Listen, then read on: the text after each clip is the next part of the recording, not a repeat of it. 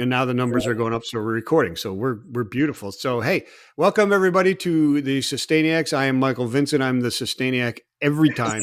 The Sustainiac this time is Erika Lee, who is calling in from somewhere on the West Coast, I believe. I'm going to say the southern West Coast, and maybe I'm wrong. But anyways, Erika Lee is. So you're VP of Sustainability at Rehrig Pacific Companies, right? Yes, that's correct. Great. Awesome. Welcome to the show, Erika. How are you today? I'm great, thanks. How are you?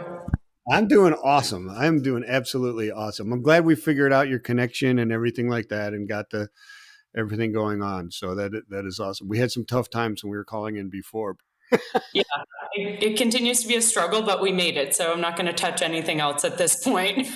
Yeah, well, listen, the people need to know who you are and what you guys are doing there. So we're going to fight through at all costs to make sure that this happens, right? You got it. So, hey, real quick, let's get a Rehrig Pacific.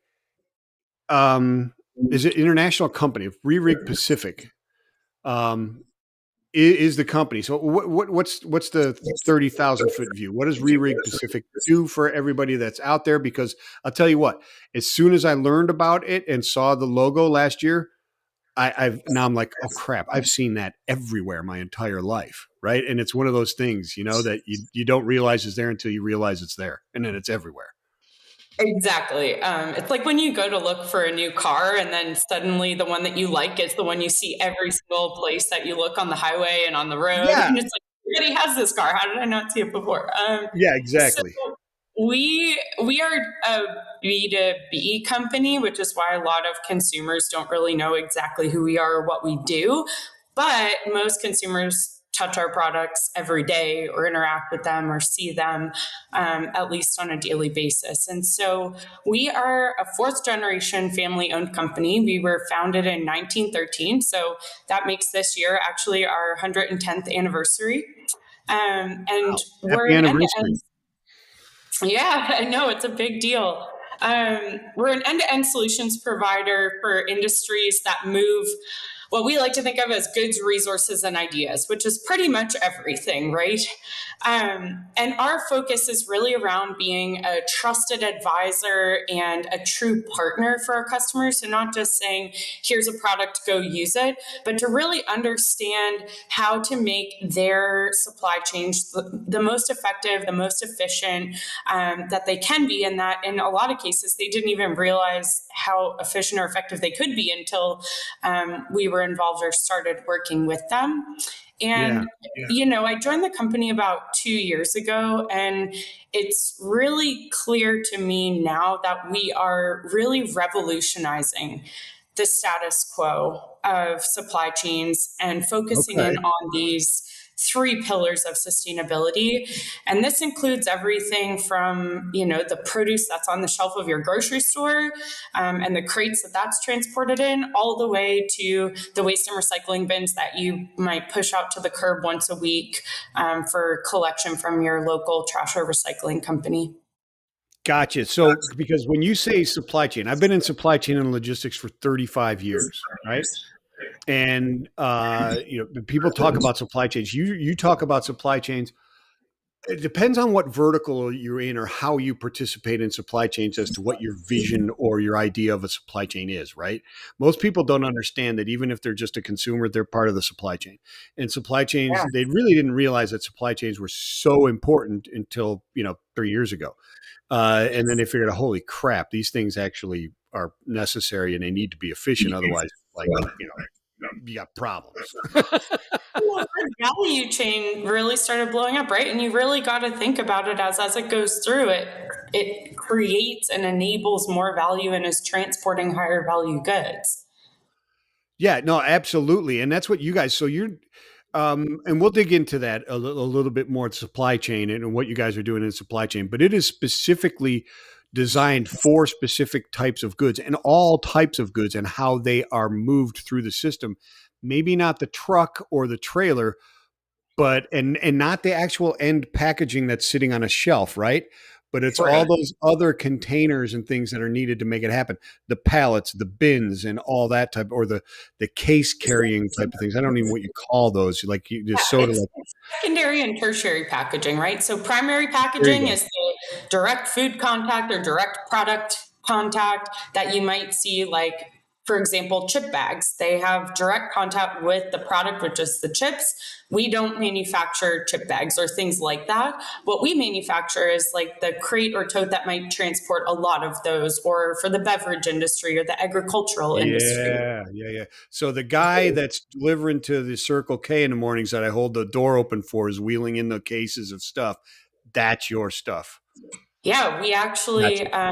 the pallet jack that they might be using to wheel it is a new pillar that we can get into that I can talk a little bit about. So we just started getting into that We industry. certainly will. Yeah, and then the cases themselves is really where our roots and foundation was, and then realized that there's things that we saw that were not efficient or effective, and we said, well, let's give it a shot and see what we can do. And so far, it's just been amazing the results that we've seen out of that for our customers. So Wow, that's awesome. That's awesome. Okay, so we're gonna go. I'm gonna take you back. We're we'll rewind. gonna rewind. We're going back in time. You're a little girl, and you wake up one day and say, "Inorganic chemistry," right? I mean, did you get one of those chemistry sets where you can like they give you some vinegar and some baking soda and you make a volcano type of thing, and you said, "Wow, chemistry is awesome." I wonder what I could do with inorganic chemistry. I had to look it up because I was like, inorganic chemistry, what could that possibly be? So I know what it is, and I can prove it if you want me to. But I want you to tell people how what is organic chemistry and how does it translate you to your career, right? I mean, I looked it up, and it seems there's one definition in there or one use for it that says developing methods to recover metals from waste streams as a specific type of work. Was that it? Was that what brought you into there, or was that the guiding force after you got your master's in inorganic chemistry? I I think actually there's never. like 17 questions right there. So I'm just Yeah, going to go take a nap and you talk for the next hour, okay? I got you. I got you. So, yeah, it's interesting because I don't even know that I've ever looked up the definition on Google. So You want me to let you know what it is? I was Officially, like, that makes it is chemistry that is with compounds that do not have a carbon atom. yes. So that's really what they teach you in school, right? And what we understand as chemists to be the broader focus of the field of inorganic chemistry. Okay.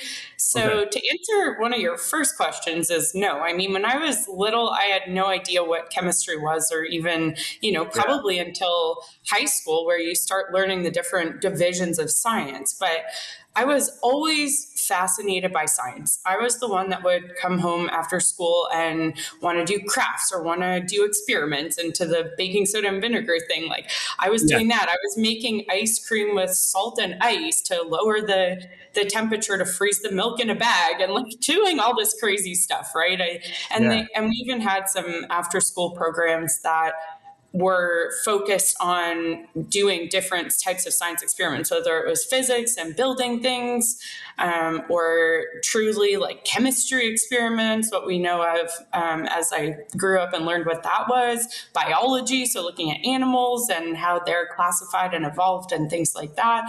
And that was something that was always fascinating to me. And I could never ask enough questions or learn enough about it. And I just always had more questions. I mean, this is one thing that my dad will tell you. When I was little, I was super inquisitive, and everything he said, I was like, well, why is that? Why is that? Tell me more. So I guess I was always a scientist at heart, but inorganic chemistry was probably not on my radar until second year of university. So Really? Okay. yeah, I actually had plans to go to dental school. I originally wanted to be an astronaut, and my parents were kind of like, you need to stay on this planet, but anything else is fair game. So, Listen, once I'm 21, I can leave the planet. well, I was in Canada, so it's 19 there, right?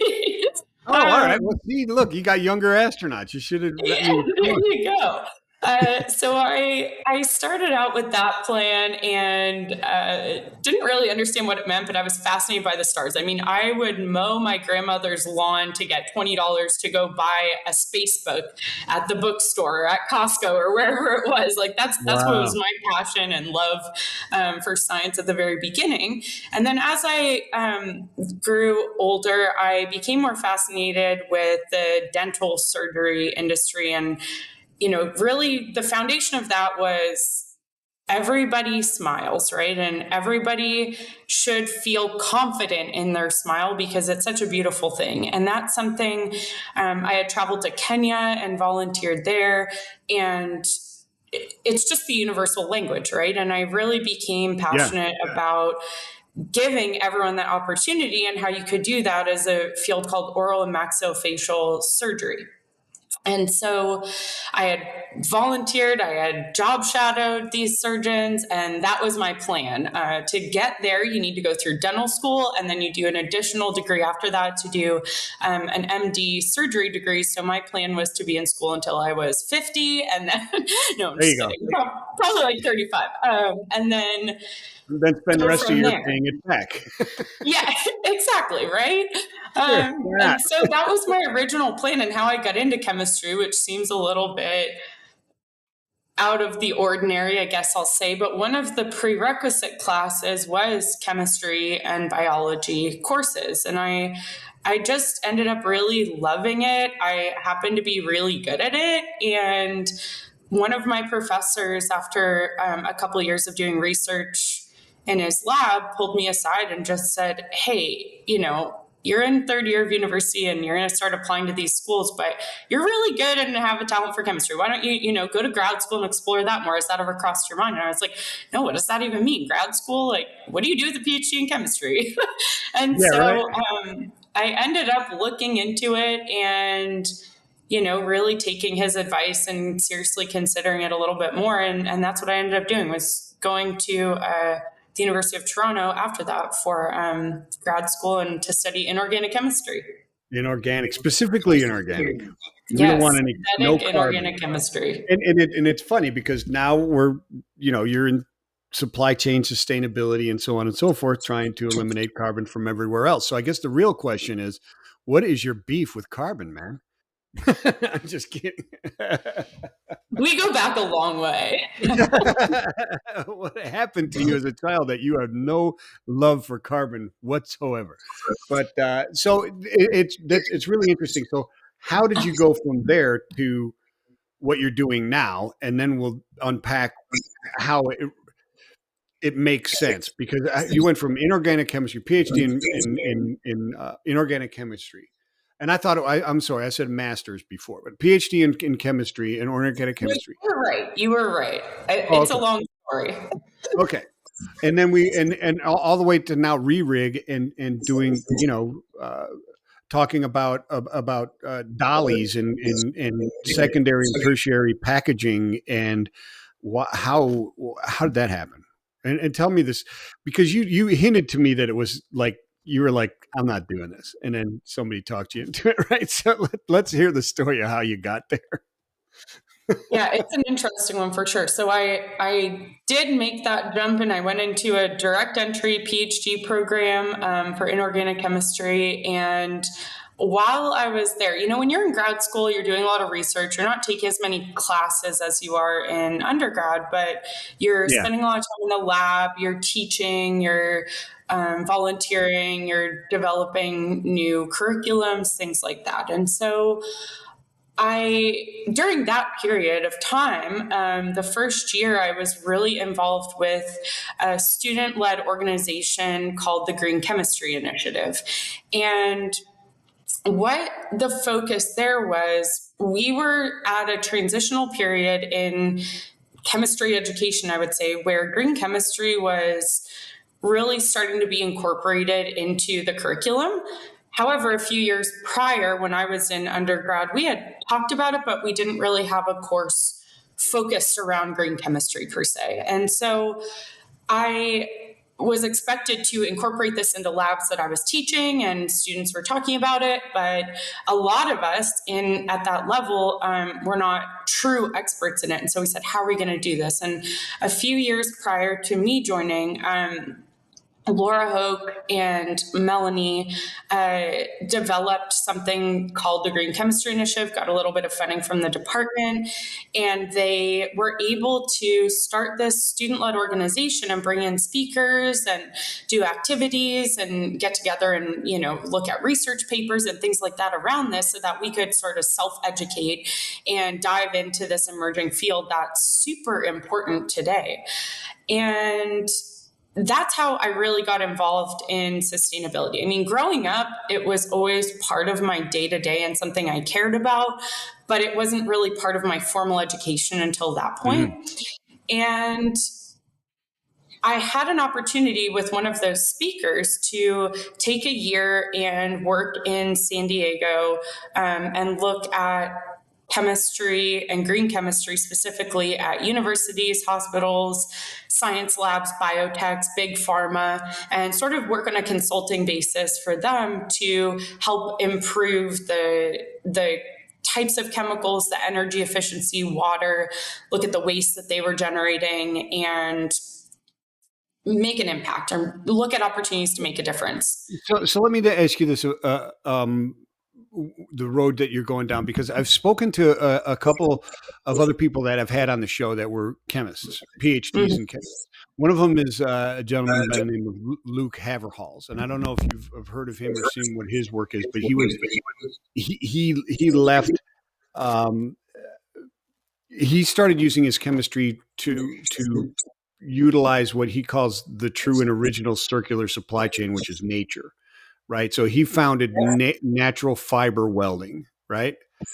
And so that is like they're making the soles of tennis shoes and stuff like that out of all natural fibers that can then easily be broken down. Because his issue was thermodynamics, that, the plastics and materials that we're using and making are locked in through the laws of thermodynamics and entropy. You can't re-break these things down efficiently. And so there's got to be a better way to do this. So he's from the design.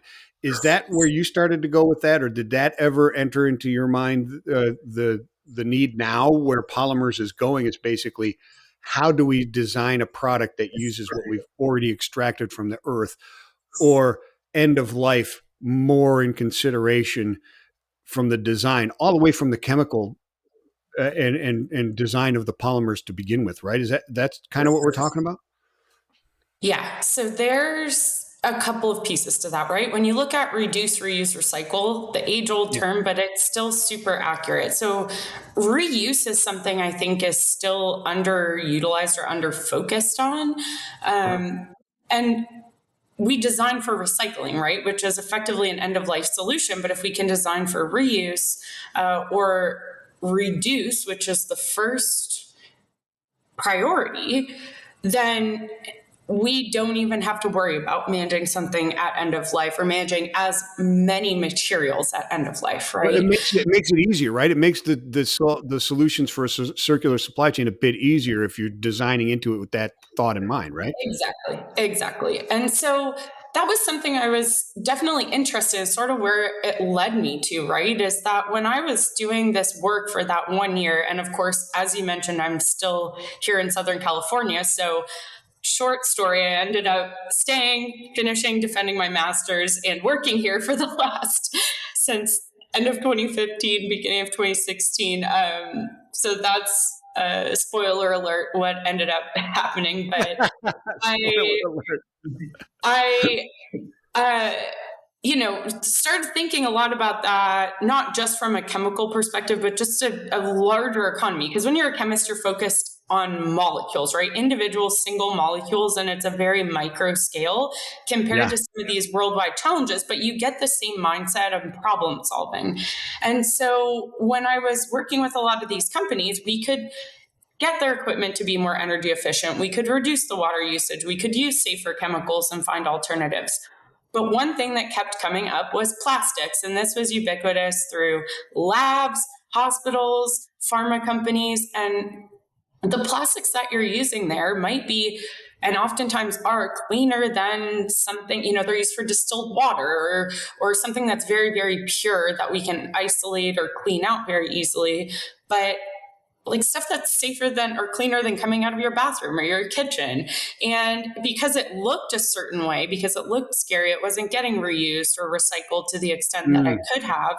And so that's really where the switch came on for me, and where I was then later invited to work in the plastics recycling industry because there were no solutions for some of the problems that I was working on. And Yeah. I just leaned into those and was sort of invited, like, hey, if you want to come work on this and solve this, come join us over here. And so that's how I got into the plastics recycling world, was really looking at specialized plastics that didn't have a home in those more technical facilities. Yeah, and that goes way, way deeper than just 1, 2, 3, 4, 5, 6, 7, right? Because I mean, and that's what I quickly learned, was that there isn't just one. Yep. There's literally thousands of number one, right? Or PET or HD or PP. Is it a homopolymer? Is it a copolymer? Does it have an IZOD? Is it non-Bray? All these different things actually matter when you're trying to recycle these things. And that single stream of plastics that our industry, the recycling industry, has grown up or evolved into, due to many different reasons. We don't need to get into those. A lot of them are political, actually, but the reasons that they're there and economical prevent all that, right? Because there's so many different plastics, to separate them all at that large of a scale just doesn't make any sense.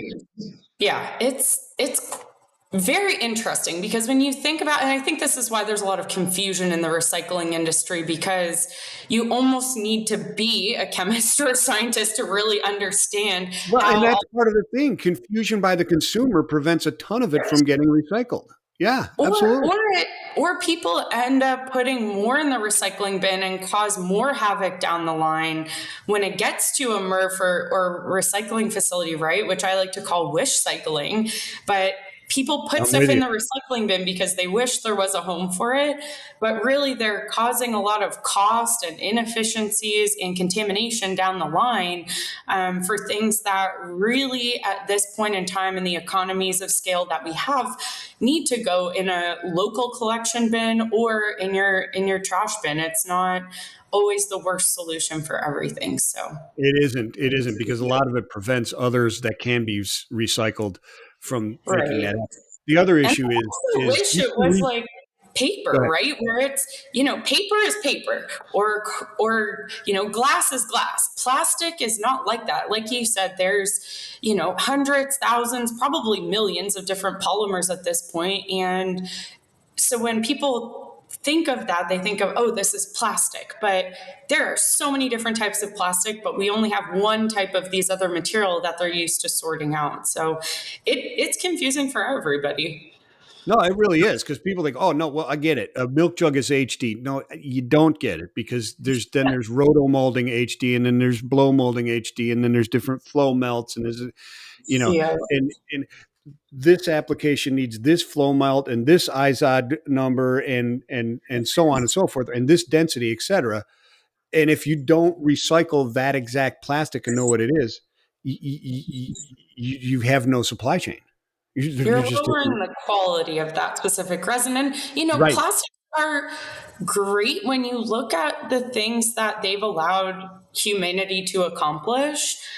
Oh, man. Those are all really great things to be able to control, right? Is that we have a lot of flexibility and specificity that we can design for with plastic.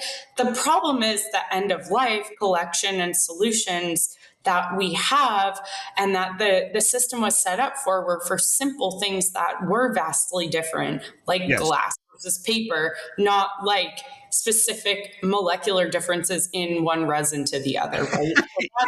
We're getting better at it, but and it's good, and one of the biggest challenges that we'll ever face. So it's a huge challenge. And so, okay, you're in a position now where, in your specific industry or your specific company that you're in, not only are you building the things to haul recycling and materials to be recycled, right?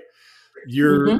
helping with all of the sustainability and movement of supply chains by making them efficient. And you're also using recycled content to try and build all those different things, right? Which is really cool. But when they came and said, "Hey, listen, come to Rehrig," you said no at first, right? I mean, this was the whole plastics industry in general, right? Because at that Yeah. point in time, I was going from the plastics recycling industry to a manufacturer. And if you would have asked me at the beginning of grad school, do you think you're going to work at a plastics company or are you interested in that industry? I would have said, absolutely not. You couldn't pay me enough. In fact, you couldn't pay me enough to move to the US. On top of that, you couldn't get me to work in the plastics recycling industry. And here I am doing both, right? So So you were you, a diehard Canuckian. Is that I, right? I was also diehard into, not living a life that was dependent on plastics, which you quickly realize is impossible if you're going to live in our modern world, right? That it's everywhere. You Yeah. can't go through a day without touching something made of plastic, right?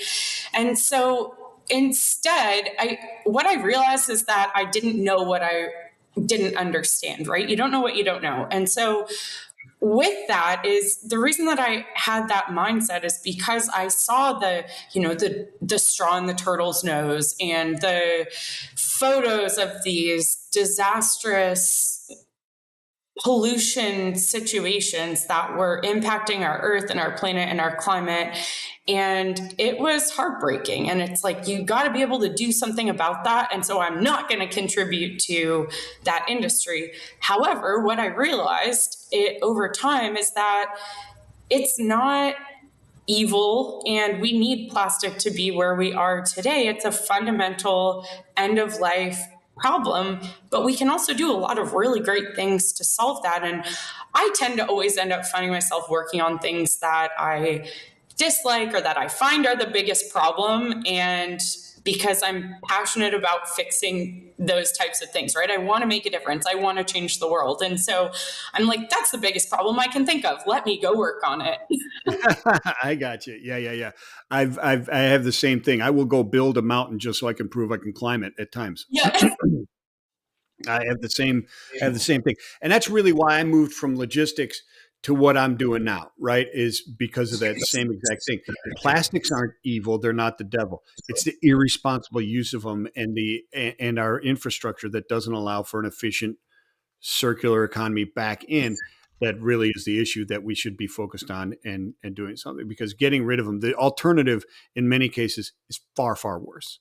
Yeah, Um, and at that point in time, this was before the China National Sword regulations came in. So we were still exporting a lot to Asia. And a lot has changed since then with that regulation going into effect and also accelerated by COVID, where you can't move goods across borders as easily as we could before. And you see a lot of that coming back onto US or even North American soil, the yeah, processing, the recycling, the waste management. And so it's really interesting. It's honestly, there's so much opportunity, and I'm so excited to be working in this field now, and especially for a company like Rehrig that's yeah. just so amazing in so many different ways. I got a guy out on the West Coast who sends me a message or calls me at least every other day begging me for LL and LD film that is processed so he can ship it over to Asia and get it really processed. He's I don't want to bail. It needs to be washed or processed in some way because he can't export waste anymore. But they're trying to figure out ways to keep that supply chain going in many ways. And it's ridiculous because Right as it we don't solve that here. The carbon footprint of doing that almost makes it not worth it, you know? Yeah, and I mean, if you look at everything around us, it's all made in China. So they do have a legitimate need for these Oh, sure. materials. But rightly so, they don't also want all of our trash that isn't valuable materials that we don't feel like sorting properly. So that's, yeah, I could talk to you for hours about just that one topic. So we'll leave it there for now. Okay, we'll leave it there. Let's get into Rehrig. Let's see let's ask what's going on there, because you're VP of sustainability and everything that is happening there. And I've been reading through, like, obviously the website, but then your 2022, I believe, is the one that is, obviously, because 2023 is not over with. But inside that is core values of the company, right? And you guys talk about this. Now, just read this for a second. You said, you're over 100 years, we've partnered with companies to help them achieve their sustainability goals by offering reusable and recyclable products. We're pioneers, leading by example and facilitating our customers' participation in the circular economy. And I love that, because my argument has always been logistics got us into this mess, not on purpose. There was no, but you see the linearity that we grew up with, and the ability to just ship it off to Asia and not worry about it. And now we've got to fix that with circularity, right? And you've got four. What are they? The four pillars? Is that what they are? That you have? Yes. These are the four core pillars of our business that we operate in. Four core pillars of your business, but they really kind of explain how this all goes together, right? So let's talk about those real quick. The core, fusion, vision, and services, right? What are those? What is the core of the business? Yeah, so to your point, for the last 100 plus years, 110 this year, we have been making reusable packaging, secondary and tertiary packaging to enable the supply chain. This started in a small warehouse in Los Angeles making wooden totes that were reinforced with metal strapping, right? You can imagine 110 years ago, we didn't have all the plastic injection molding equipment or products or things that we have today. And so that's how the company started and evolved from there. And we got into making those with plastic because they were more recyclable, more efficient, stronger, more reusable, once that technology became more widespread. And so the four main pillars that Rehrig operates in today is, the first one, as you mentioned, is our core pillar. And this is all about those core products, the reusable, returnable, recyclable bins, totes, crates, and all of those types of products that effectively and efficiently move goods through the supply chain.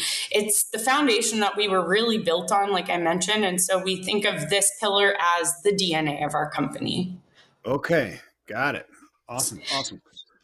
So what is fusion as a core pillar, right? Because I know what fusion is, and yeah, right. Not that And type of the U.S. Energy Department said that we're going to have fusion in the U.S. commercially available by 2035. So I'm really excited about that. But I don't think we're talking about the same fusion. No. So fusion is the brand name of our material handling pillar. And this is what I mentioned a little bit earlier when you said going into a convenience store, for example, and holding the door for someone, moving those pallets of goods in.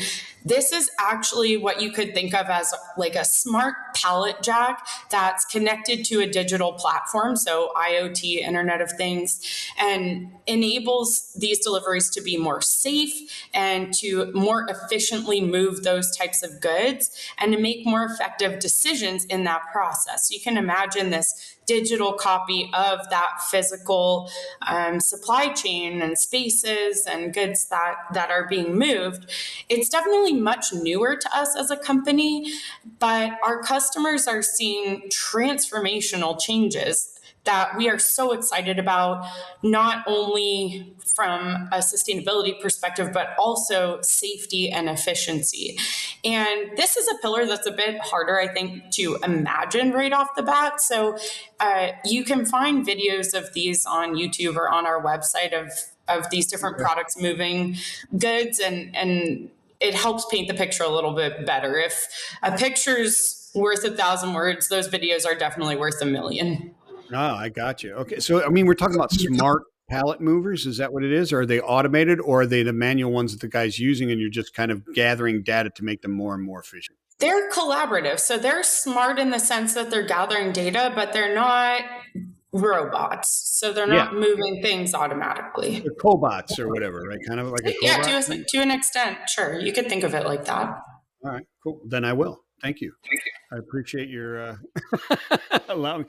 And then vision. Everybody knows what vision means, but what is vision to Rerig? Where are you guys seeing the future going? Yeah, so this is our technology platform, which is slightly different than the fusion products that I mentioned. This is really a platform, and it has a suite of pretty impressive solutions for the waste and recycling industry. So it essentially is creating a digital copy of the physical routes that assets and the environmental services companies have. And these are enabling more effective and efficient decision making. So you can imagine as waste and recycling trucks move around different communities or cities or counties, and they have to hit so many stops in a very short amount of time to serve all residents, right? And so this is actually enabling less trucks to do more work and more stops and pick up more material than they would have before they have that sort of smart layer on top of their day-to-day operations and their day-to-day assets, like the trash and recycling carts that we manufacture. So let me ask you this: in this vision that you're talking about, making these smarter. So it's route optimization and considering that the materials, et Mhm. cetera. And I'm sure there's a bunch of AI in there as well, predictive analytics, et cetera, that are going on. Do you see this being something that can actually make the recycling of some of those uh, less ubiquitous, less the smaller volume type of plastics more realistic? Because you get California and others saying, "Listen, the label on this product is wrong. It's not recyclable," and that's a false logic. That's not true. It is recyclable. It's just not being recycled. Okay, so it's Yeah, not right. economies of scale and supply and demand, right? And when we Yeah, define something as recyclable, people have to have access to it. They have to be using that material, collecting it. So there's a lot of things that you could take one item and make it technically recyclable. sure, But but I'm talking about like like polypropylene yogurt tubs and stuff like that the that are idea, actually there, right? Does yeah, this your vision that vision and technology you're talking about, does that not reduce or make certain economies of scale more accessible or more viable as a business model? it can certainly tie into it for sure. It's not the main goal of this product in particular, but it definitely would have a ripple effect, I think, Okay. to enable those types of options. Gotcha. Very cool. And your services. So you're not just making products and throwing them out there and saying, here you go, have fun, right? You actually provide services as well. What are those? Services is our boots on the ground for logistics, and there are change management specialists. So this is everything from delivering a rollout cart if a county decides to say, okay, we're going to move from bins to carts, or we're going to introduce recycling. This is the crew that can go and deliver carts to each and every house, assemble them, make sure that the serial numbers are recorded, and the entire logistics and change management of that new program or revised program. They also have services in that pillar that do cleaning and sorting of pallets or egg crates or any of those returnable, reusable bins. And really, I like to think of them as our crew that enables the circular economy. They do all of the reverse logistics on the back end that aren't sexy, that nobody thinks about, and Right. really are so important in making this circular economy possible. Yeah, they're like, yeah, I get it. I totally get it. I was in the logistics space for Sears Logistics, all right, and so I had crews that were going out and similar, installing and hauling away appliances, right? So I mean, that's kind of what you're talking about, right? They're installing these bins, and I can imagine that that's a big thing. If a community does that type of stuff, you've got to get all these different bins to each and every house, and they got to have serial numbers on them, and blah, and how do you use them, and all that kind of stuff. But then the old ones or whatever, and the recycling has to be processed as well, and so you're enabling that. I love it. That's awesome. I love it. I love it. I love it. I love it. I love it. I love it. So you guys in there, you guys spell out your 4 sustainable development goals as well, right? And when I see goals like Lego wanted to do all of their Legos, they were going to make them recyclable. And then they figured out, whoops, it's ABS, we can't do it. Right. And then they said, well, we're going to use PET. And then they tried to use PET, and PET doesn't work. PET, number one, it doesn't work. So now they're like, well, oh, well. Right. But and you have others that say, like, you Money see, and did a big investment and giving that a solid shot, though. You well, gotta no, I give. mean, I'm not, and we need more people taking those shots and trying to do those Mhm. things. And we need less and less people just You throwing can't be scared greenwashing to in people's fail. faces when they fail, right? So, because there's a lot that throw greenwashing around, and it actually prevents people from doing things. I talk to so Yeah. many people that are make plastic products, and they just said, no, we don't use recyclable plastics. It's because they don't have to, and they don't want to get in trouble if they accidentally do something wrong, right? Which is a problem. But your goals don't say, hey, we're Corona and we're going to clean up 100 beaches by 2025. Your goals are very open ended and not defining a target, because target goals seem finite to me. I don't like those where it says we're going to do X by right here. You guys are more like a lifestyle change. It's not like, hey, I'm going to join Jenny Craig, or I'm going to join this, or I'm going to take these pills and lose weight. You guys are more like, hey, our goal is to change the lifestyle of the world to be more sustainable, right?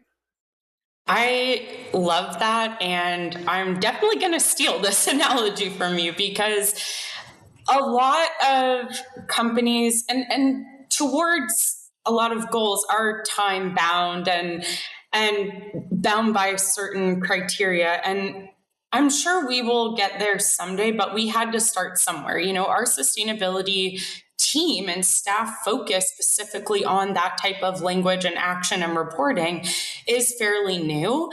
And we want our goals to be realistic and actionable and something that we can report back on. We don't want to have greenwashing goals and just say, hey, we'll have a 90% waste diversion rate by a random year. We want Yeah. to do the data collection and analysis and look at the science and feasibility behind it, and also understand where we are today and how we're going to measure that progress and report out on it moving forward. Because today, if we don't know if we're at, I'll keep using the waste example, if we don't know if we're at 20% waste diversion or 80% waste diversion, how can we set a time bound goal around that to make sure that we meet it and have actions to meet it that are feasible? And so our focus so far has really been on these, what do we believe in? Why do we believe in that?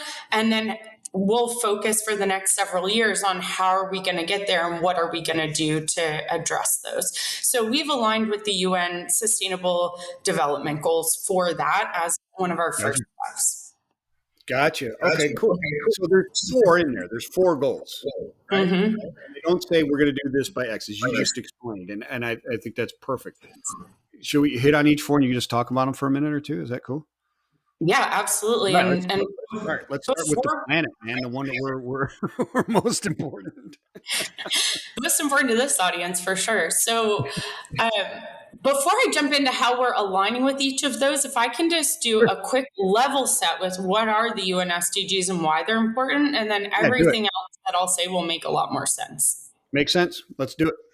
So, the UN SDGs, it stands for the United Nations Sustainable Development Goals, and there's 17 of these in total. Okay, so these were born in 2012 in Rio in the meeting there, and they were formally adopted by the United Nations in 2015, which also happened to coincide with COP21, the Paris Climate Conference, and they're really a global call to action to end poverty and protect our planet. And the goal is, and I love the intention behind these, because it's to get everyone working in the same direction on the same priorities, because the issues that we're talking about here span the borders of the countries that we have and the continents that we have that are human defined and created. The Mm. globe and the ecosystem doesn't see those borders like we do. And so we have to have goals and alignment around priorities that are going to send us all in the same direction, regardless of those borders.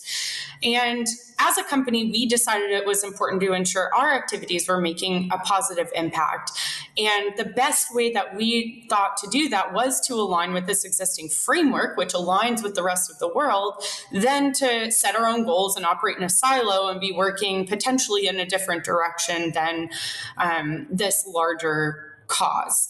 And so we looked at our mission, our values, and what we could realistically have an impact on. And we looked at all 17 of them, every which way. And these 4 SDGs that you mentioned that we published in our sustainability report are really the 4 that bubbled up to the top through that exercise.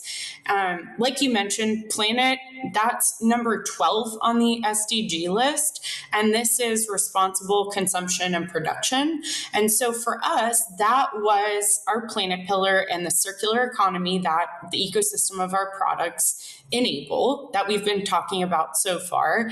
And to be the most efficient and effective that they can be is really our focus there. And, as a manufacturer of plastic products, there's a huge opportunity for us to engineer a home for plastics that are going to the landfill and put them in reusable and durable goods and bring them back into a higher value product into the supply chain.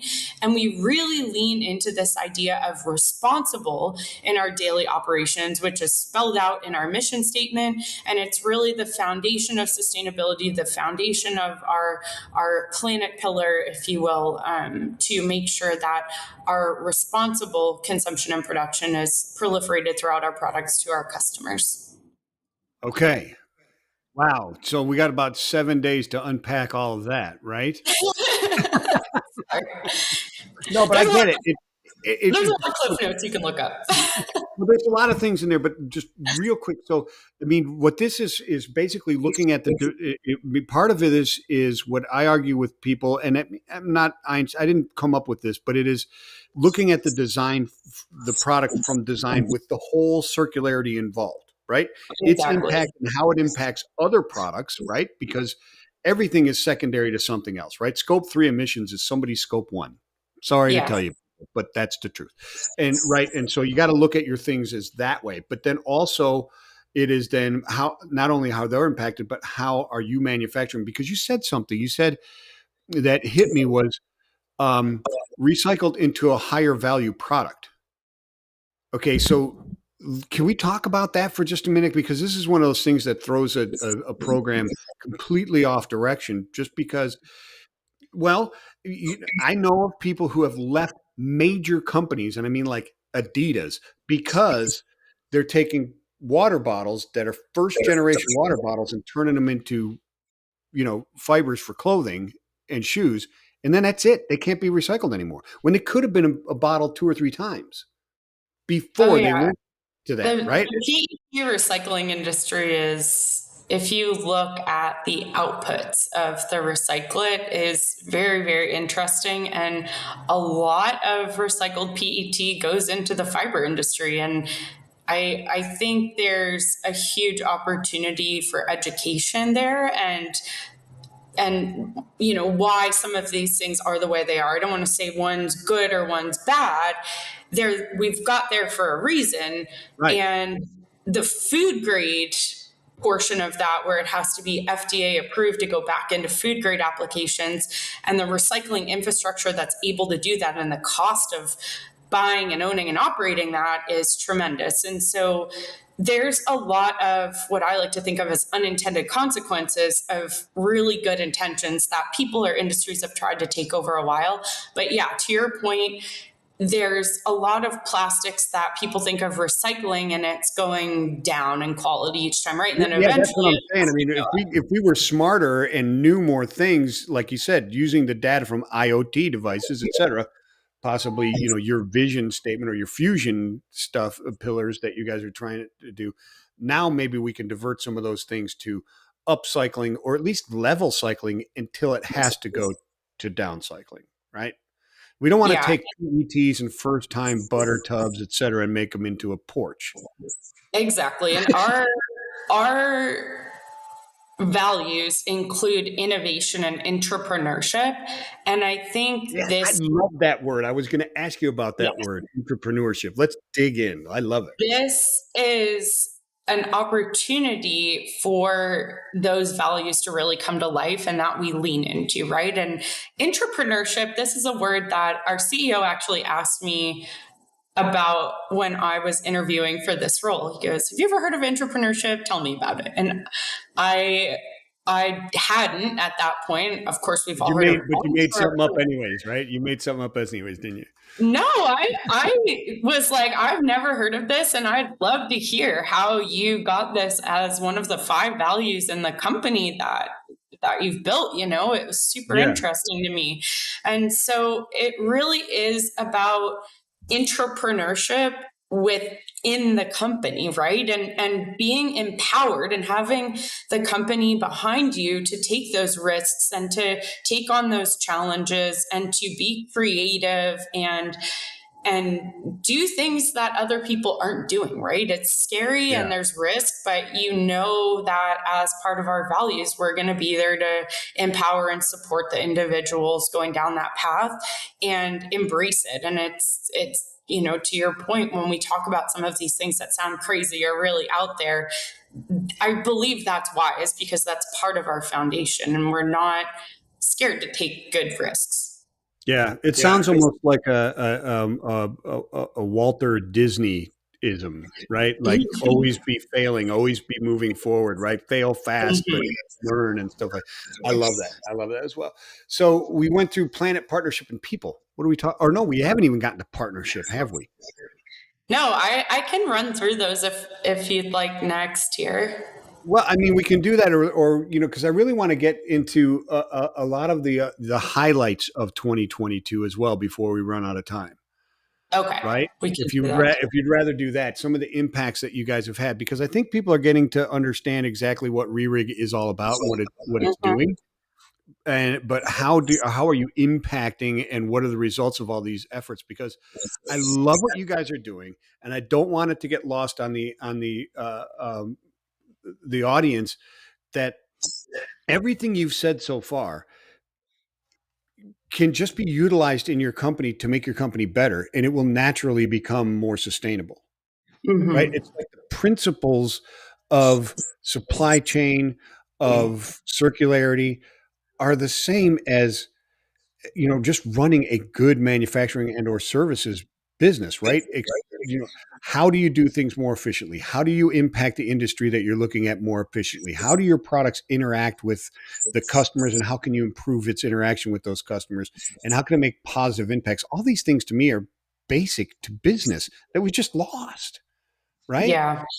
And you guys are there. So how does a company that literally makes, and I'm going to dumb it down a little bit, but you guys literally make the green tub that is sitting on the side of my house that I put my stuff in and take it to the curb, right? I mean, there's other things. How does this company actually impact the rest of the world sustainably? I mean, because that's one of the things you guys make, right? I'm not lying, No, right? you're not lying. And it's so funny because whenever someone asks me what I do for a living, my husband jumps in and says, "She makes trash bins," or "She makes."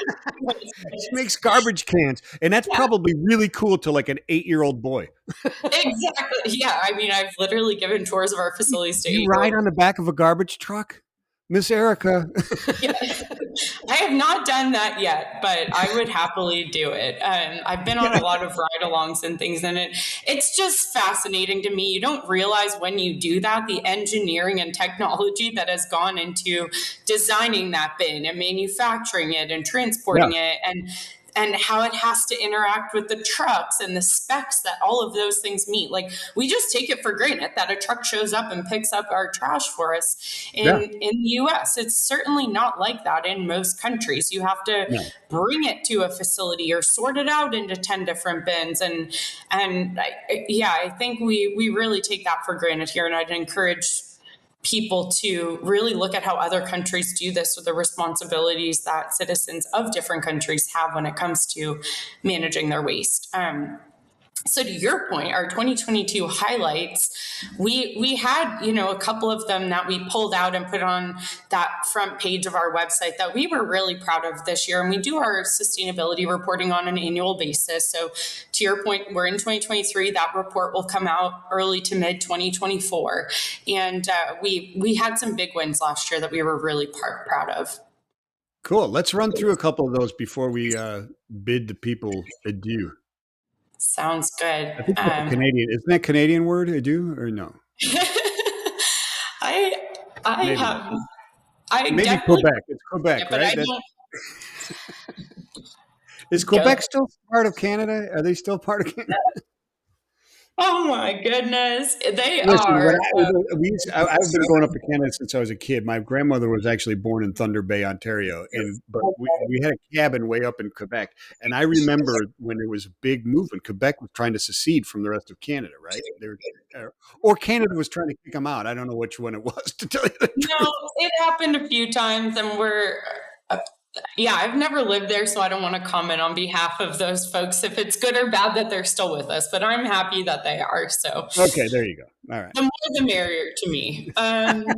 Excellent. Let's get back to sustainability in your 2022.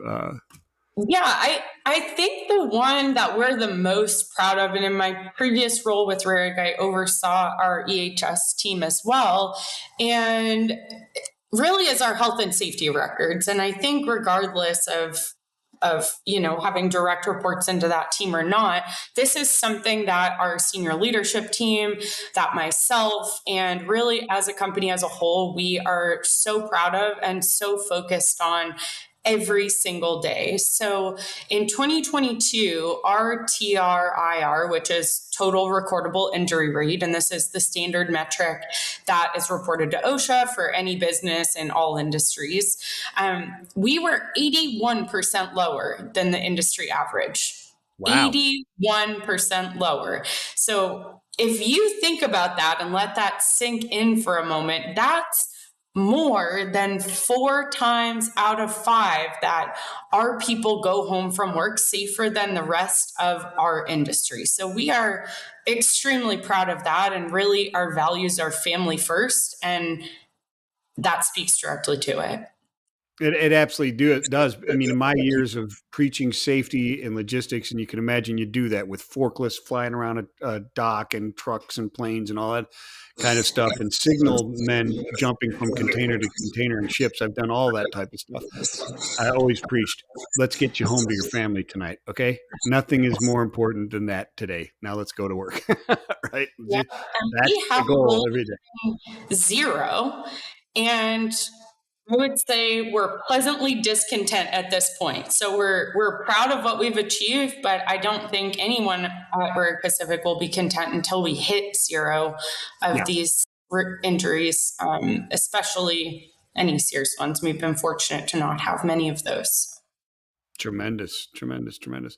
So, okay, let's move on. What are the other ones that you guys have?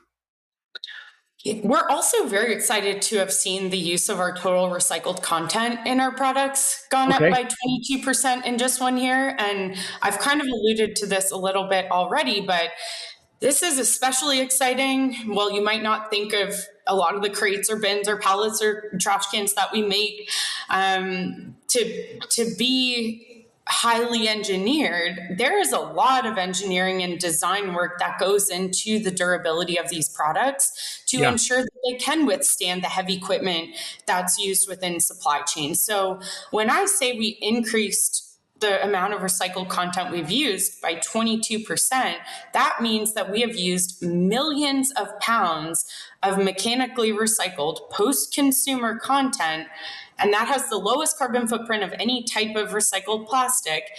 But it's also the most inconsistent and contaminated in terms of properties and things that are important to each of these products that we're making. So we continue to work towards increasing that every year, and we have materials engineers and product designers that work on that each and every day.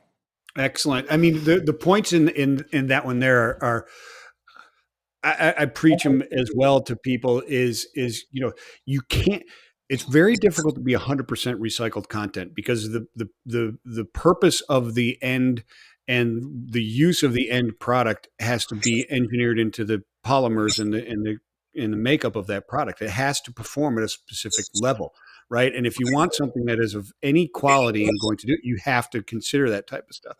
I've had people beg me, I want ocean bound plastic, and I want to do 100% ocean bound plastic. Well, ocean bound plastic is it's called the garbage patch for a reason. It's garbage. Yeah. I mean, it's not a Able to really use good polymer. You can't use it 100% in a product, right?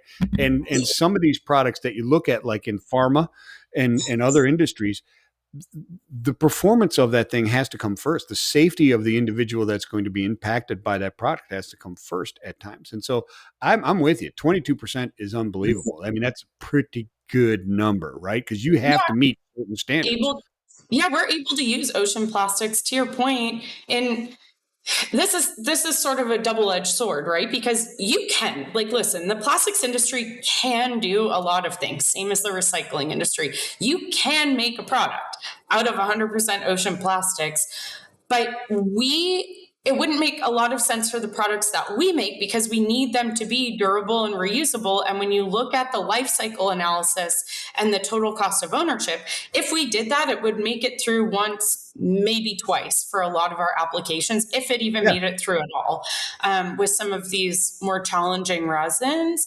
And so we absolutely could do that, but the life cycle and the carbon footprint of that would be so much more if we made a plastic pellet every single time one needed to be used, versus if we make one with only a portion of that recycled content and some virgin content, but it can get used 20, 40, 60, 100 times through supply chain.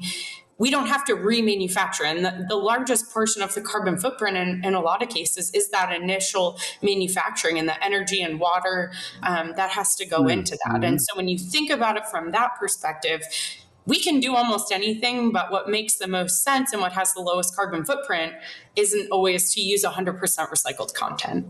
Yeah, absolutely. And you talked about carbon footprint. Let's talk about carbon footprint a little bit more, because certain plastics, if you use the recycled versus the virgin, I think it's up to like 72, 73% less carbon footprint, right? To manufacture a product with recycled versus Varies virgin. depending on the industry that you're in. So there's injection molding, blow molding, thermoforming, and the numbers vary. We tend to see around 50%, upwards of 50%, but I wouldn't say as high as 70% consistently Yeah. for the recycled plastics. But we really focus on the circular economy portion of it, right? Because it has to come back. And to your point, the best recycled plastic to make a new egg crate out of is an old egg crate. And the best recycled plastic to make a new recycling bin out of is an old recycling bin. And that's the truest example of a circular economy, right? You're using that material to make the exact same new product brand new again. And so that's where you see the lowest carbon footprint, the most economically feasible models, and the best and highest use of the products, at least that are in our value chain.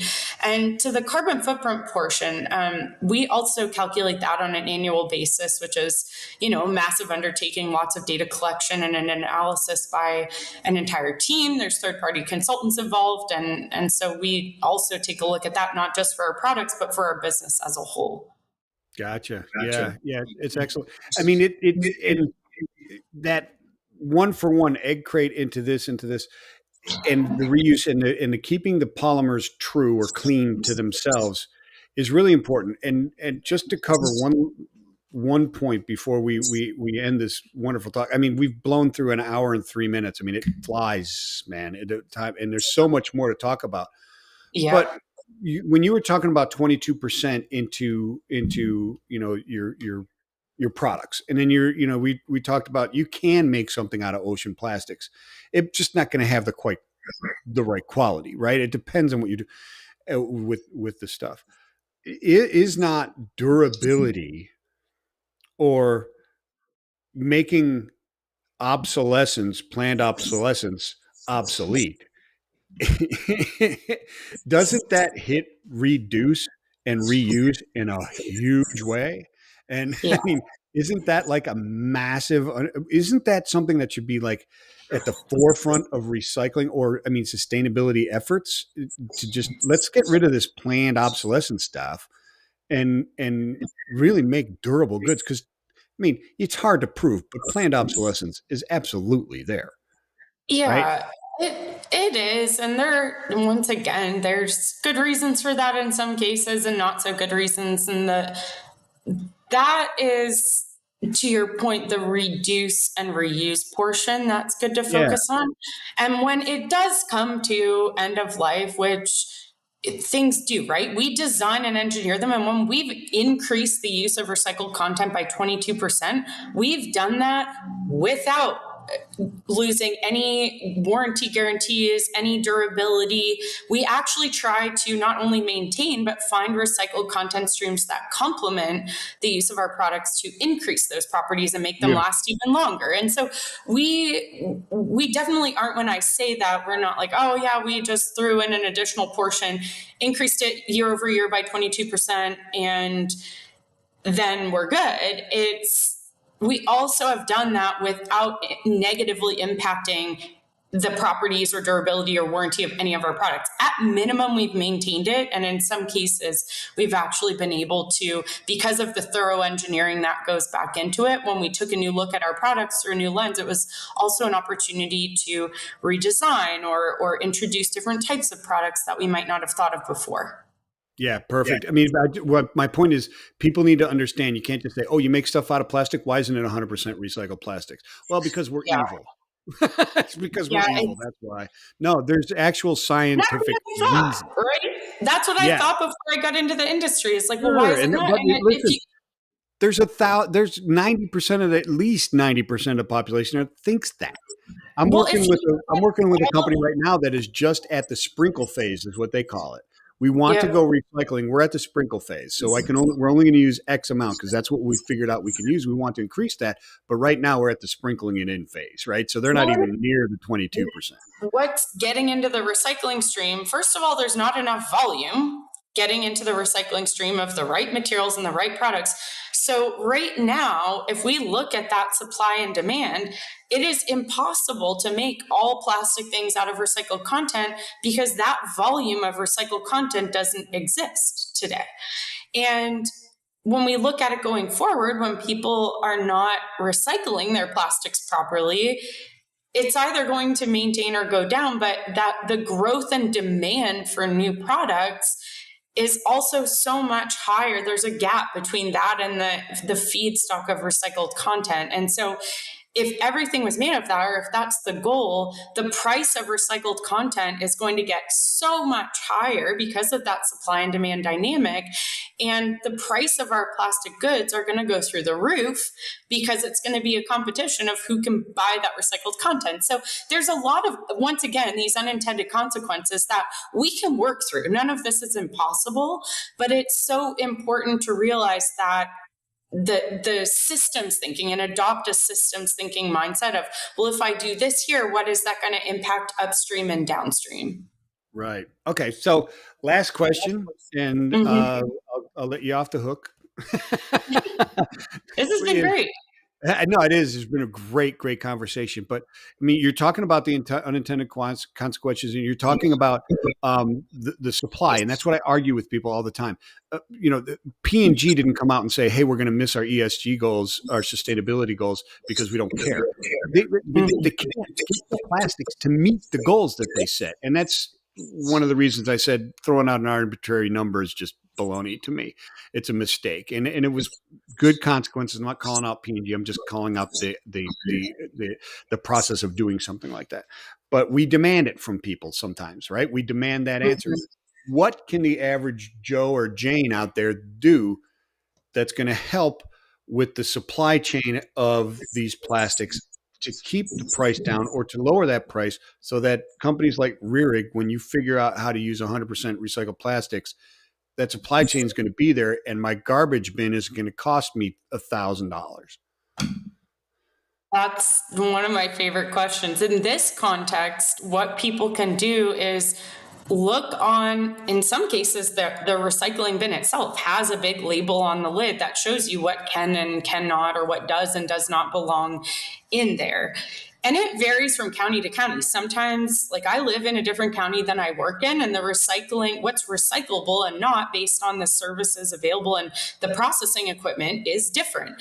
And so really educating themselves, it can be as simple as Googling the county that you live in, what is recyclable. And there's oftentimes your county has a website or a web page or a link to the contracted waste hauler that really describes what you should and should not be putting in each bin that's available to you in that county. And if you have questions, they have a phone number or a website, and they love hearing from you. If you want to go on a tour, bring your kids on a tour of the local MRF, the material recovery facility, they're 99% of the time more than happy to do that, because it helps them help you, right? It really provides a better, more efficient and effective supply chain for these plastics, so we can get more recycled content and keep things out of the landfill. So if I could leave people with anything, it would be to take 5 minutes and type that into Google or the app, your county app on your phone, or make that phone call or go on a tour of your MRF.